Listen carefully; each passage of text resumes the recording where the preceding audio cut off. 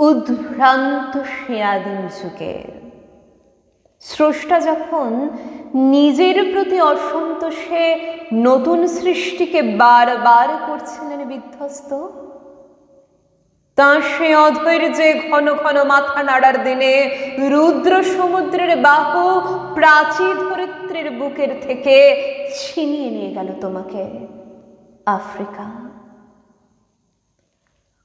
বাঁধলে তোমাকে বনস্পতির নিবিড় পাহারায় কৃপণ আলোর অন্তঃপুরে। সেখানে নিভৃত অবকাশে তুমি সংগ্রহ করছিলে দুর্গমের রহস্য, চিনছিলে জল স্থল আকাশের দুর্বোধ সংকেত। প্রকৃতির দৃষ্টি অতীত জাদু মন্ত্র জাগাচ্ছিল তোমার চেতনাতীত মনে।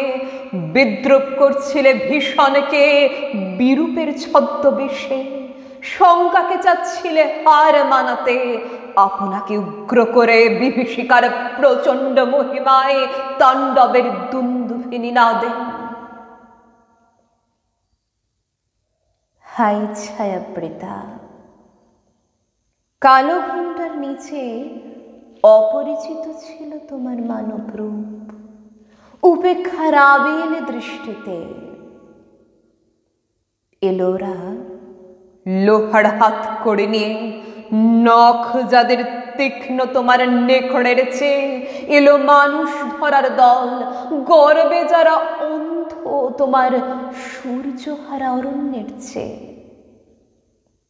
সভ্যের বড় বড় লোভ নগ্ন করল আপন নির্লজ্জ মানুষতা, তোমার ভাষাহীন ক্রন্দনে বাষ্পাকুল অরণ্য পথে পঙ্কিল হলো ধুলি তোমার রক্তে অশ্রুতে মিশে। দস্যু পায়ের কাঁটা মারা জুতোর তলায় বিভৎস কাদার পিণ্ড চিরচিহ্ন দিয়ে গেল তোমার অপমানিত ইতিহাসে।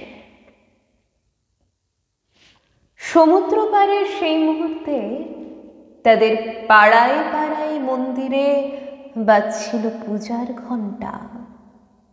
সকালে সন্ধ্যায় দয়াময় দেবতার নামে শিশুরা খেলছিল মায়ের কোলে, কবির সঙ্গীতে বেজে উঠছিল সুন্দরের আরাধনা। আজ যখন পশ্চিম দিগন্তে প্রদোষকাল, ঝঞ্ঝা বাতাসের ঊর্ধ্বশ্বাস, যখন গুপ্ত গহ্বর থেকে পশুরা বেরিয়ে এলো, অশুভ ধ্বনিতে ঘোষণা করলো দিনের অন্তিম কাল। এসো যুগান্তরের কবি, আসন্ন সন্ধ্যার শেষ রশ্মি পাতে দাঁড়াও এই মানহারা মানবের দ্বারে, বলো ক্ষমা করো।